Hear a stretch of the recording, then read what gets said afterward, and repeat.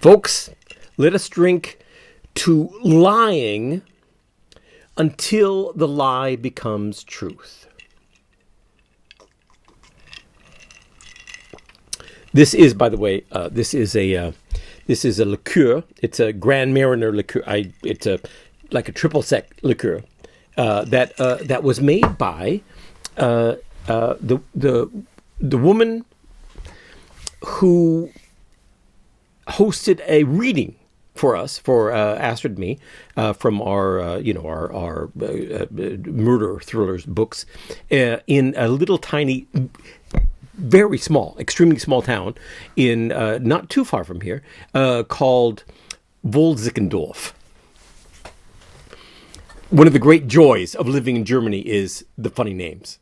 Some names are not funny, but there are a lot of good funny names, and it's like I guess you could probably say that about another country. You have in America, you have a lot of like weird names like settlers. It finally got to the valley that they wanted to get to, and they called it Hallelujah. Or there's funny names that come from some kind of Indian origin. Like I don't know, Mansaquacket or something. But in Germany, it's words like Wolsickendorf.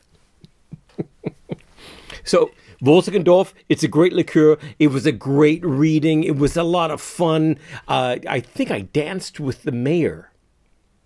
I don't know if that was good. I don't know.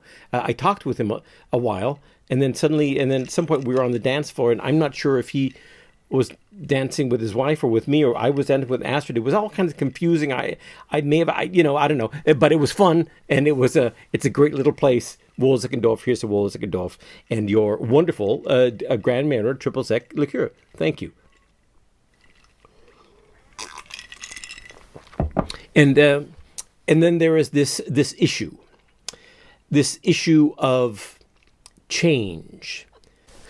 For us writers, life consists of three things: will or desire or intent. Someone wants something, all our life, and this is something I tell I'm off on a tangent here already. I wanted to talk about one thing. Now I'm talking about another thing. Whatever. This is something that I tell my students all the time.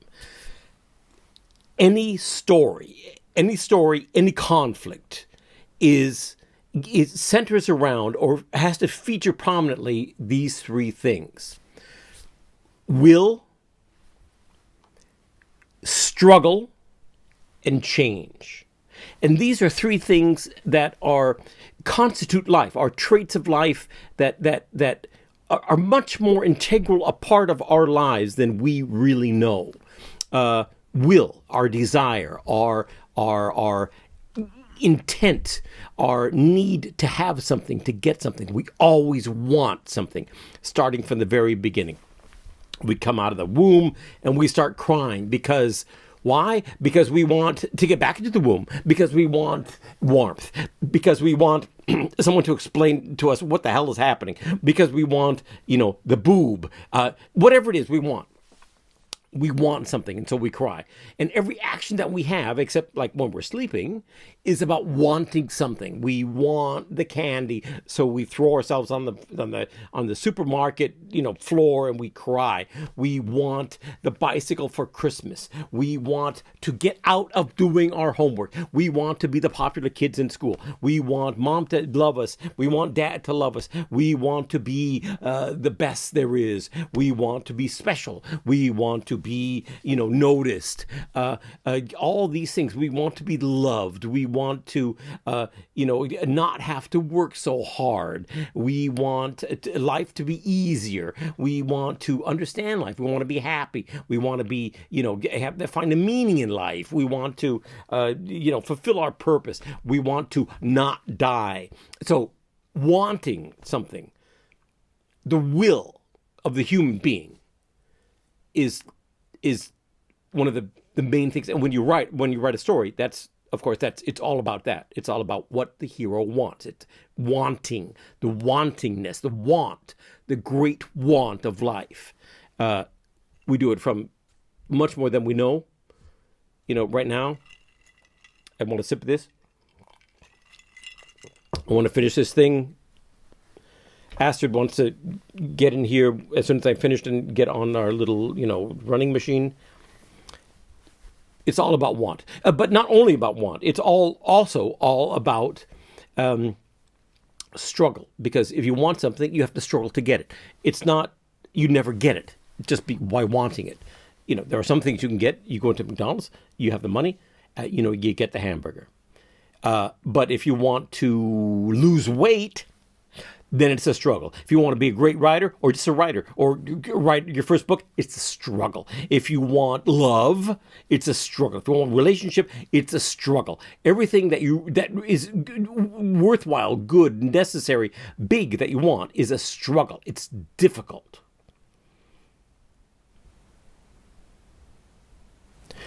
And that's what any book is about, and that is what life is about. And then if you manage to get what you want, or no, you don't. No, see, the thing is, you don't even have to actually get what you want. A story generally concludes with the hero getting what he wants or not getting what he wants. Once a comedy, once a tragedy, or some combination of them. Famously, the P.T. Barnum said, what Americans really want is a tragedy with a happy end. That's a combination of those two things. And I take that very seriously, by the way. I think that's much more intelligent than you can imagine. Anyway, but the moment you try to get what you want, to struggle against the hurdles that are there to get what you want, you change something. You may not change your world in the way that you want it to. You may not get what you want. And if you get what you want, you may not be happy. It may not be what you imagined, et cetera, et cetera, et cetera. None of that matters. The point is, you change. You're changing the world. You're changing your life. You're changing your world. You're changing the circumstances. Everything is changing. You're changing. And this change, this principle of change, is the third principle of writing. The principle of change is there whether you like it or not. Everything changes all the time. It's constantly changing. And if you don't change it, hold on. Here's the cat. I got the cat. If you don't contribute to that change, or you don't want that change, it doesn't matter. It's going to change. The weather changes, the days change, the year progresses, the climate gets better or worse, the economy gets better or worse. Another president comes on, another, local thing said, a store closes. It was strange when I was a kid. I never imagined stores closing. You go through town, and the first times you kind of get into town on your own, and you find the comic book shop. For me, it was a comic book shop, and then there was a diner that had grilled cheese sandwiches. Those are great, and so these are the favorite things. And then there's maybe there's a shop where you buy clothes or whatever, and this. These shops in town become a part of your life and a part of growing up and a part of the world, your environment you're in. And it becomes a magical part of your environment. It becomes a part of your, how you see the world. And then one day a shop closes and you think, what happened? What happened? And it was owned by an old lady, and the lady retired. And you said, well, what? You don't realize that happens. You see the old lady in the shop, in the comic book shop, every Thursday when you go to get new comics. But you don't realize at some point, she's not doing this to provide the wallpaper of your life. She's doing this because she needs the money. And when she doesn't need the money, or when she's too old to do this, she's going to stop doing it. She's going to retire and die. It's part of life. And then someone else is going to move into that shop, or it's going to be, closed up or something. You don't realize that as a kid. That change is so, I mean, even as a kid, when you're growing up and you want to be, you're 5 and you want to be 6 and you're, 12 and you want to be 18 and you're 17 and you want to be 21 so you can drink, and you want the change. You're dying for that change, and you want finally to get out of the house and not be, suffer the rules of mom and dad, and you want to be free and happy and a great writer and, honored and celebrated in all over the world, which is your right somehow. And even then, you don't realize what change is. That change is just every day. It's like the air we breathe. It's everywhere and always. It's constantly there. It's the only thing that doesn't change is change. I'm not the first guy that said that, of course. But the thing is that we don't notice it because we're not consciously aware of it. It's strange to me that looking back in the past, and I was never really consciously aware of the changes, even though I changed with the changes, and I remember, I guess probably most humans go through this, every 10 years or so, or maybe 20 years or so, you look in the mirror and you realize that you're not the person you thought you were or wanted to be or once were, and you see a stranger. And because the changes have gone up and you have not caught up to your own changes yet, and you have to catch up with your changes. But there's another element to change, which is when you impress your will upon the change, when you impress your will upon life, when you say, there are something I can't change about change, right? I'm going to get older every year. I'm going to grow every year and then start shrinking again or whatever. And I cannot change that. I can try to be healthy, etc., but I cannot change the actual, the change of life from birth to death. It's going to happen, and I cannot change, this model of the car getting old and being replaced by this model of the car and this fashion and this and the generation changing, the generation of a generation. What do we call it now? Z, having a completely different understanding of life than my generation did, and I don't understand that, and the world is different for me. And none of that we can change. But there is a part of life that you can change. There are things that you can change, and this is the part that is fascinating and that is so beautiful, because if you want something that is not yours naturally, that the world does not give to you just because you're there, then you are resisting the course of change. If, your father is a dentist and you're expected to be a dentist, but you want to be I'm a writer. Okay. So you try to be a writer, and then the first couple of things you write are bad. And so you get discouraged, and I want to be a writer. I can't be a writer. And you try it again, and the publishing company rejects your book, and it's bad, and you keep trying to be something. You keep trying to fulfill your will and be something, and then you fall on you're fall on your face. You're dragged back, into the darkness. Yeah, you're all full of scabs and scurfings and whatnot, and then you have to decide whether you want to keep trying to change yourself in some way that you want to change. And what's happening here is that life likes change, but life likes to decide what changes will take place. Life likes to be in the driver's seat and determine the change. Life doesn't like you to say what you want. Life doesn't like you when you try to take over the change and the steering wheel of change, because that's life's job. And so when that happens, life says, oh, no. I know your weaknesses, and now you're going to find out what they really are, because you're not going to change the way you want to change. You're going to change the way I want to change. I think that's really true. I think it's like a mortal, an existential battle between the human will and life in general. I think that's what life is. Life is, a constant gamble against the house. You're trying to beat the odds in the casino in Las Vegas.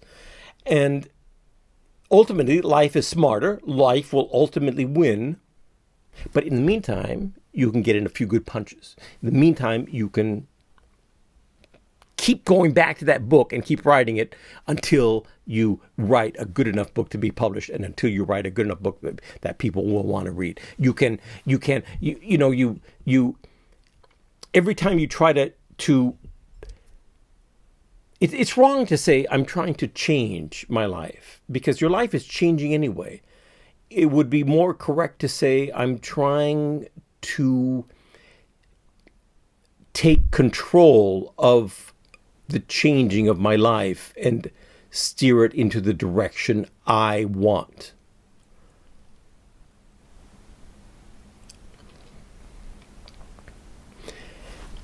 And we will never succeed in steering it absolutely and correctly into the direction we want. But we will succeed in doing it close, in getting close, in doing it to a certain extent. I was born into like a lower middle class. I guess it's lower middle class, you would probably say. My father, I think my father and mother, you would call them white trash, basically. Not trash, but they were farmers, sons and daughters, right? And and they were not middle class. They were working class. And my father went to the army, and he got himself out of the one class into the other. And so I was born into the middle class, but it wasn't the high middle class. It wasn't, I went to college, and my parents encouraged me and everyone else to go to college. That was a big value and is important. But, and we had books at home, and it was very important. And, both my parents were very intelligent. They loved reading. And, but it wasn't, the upper middle class. It wasn't this professor kind of academic kind of thing. They wanted us to be that and to get there, but it wasn't really in us. It was, I'm almost middle class, but not really. I'm almost educated class, but not really. There's a piece of that Swedish Danish farmer in me still. But so when I grew up, I didn't know it then, that there was a class element in there, that I was lower middle class and I wanted to get into the upper middle class. I didn't understand that. But I wanted to be a writer, and I wanted to be an academic. I wanted to be a university guy. I wanted to sit in television, like with a pipe, and a talk show, and use big words and little big sentences to say something that sounds really intelligent, even though probably it isn't. But it sounds really intelligent, spoken like not like I'm talking now like this. I'm but talking in kind of a slow, kind of meditative. I'm really thinking about things, and I'm going to say something really intelligent here. Period. And that's who I wanted to be. And of course, it's not my nature. So I could not be that person that I wanted to be, but I fought so hard for it that I became a different person. Life would not give me what I wanted, but I forced from life something that was close. I'm a writer. I live from writing. Not well, but I live from writing. I've written, a dozen books and published them. And I'm in Europe, which is, I dreamed of being an intellectual in Europe, right? I'm in Europe. I speak a foreign language, which I, learned. Not many people, even I know here, who, write books in a foreign language, right? But I do that. And, but I'm still not John Updike. I'm just not. But I forced life to give me, half of what I wanted. So I got a few good punches in. I guess that's probably the best that you could do. And not the best. I don't want to jinx it because I'm still not. I'm not done punching. I'm going to get more. I want to get more before I die. I'm not done in my negotiation with life. But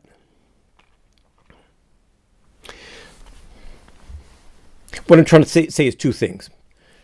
First, you can try to take over the wheel of change in your life, but you will never take it over completely. You will never achieve the kind of life that you imagine when you're young. Partly because, you imagine wrong, but partly because you just cannot change all the way. But you can change 50, 60, 70% of the way if you try. You can force life to give you a lot of what you want. And at the same time, the more you want the change, the closer you will get to it. You can't have everything you want, but you can get pretty damn close if you really want it. Okay, well, that's been said before. It's nothing new. But again and again, I look at life and I realize that it's true.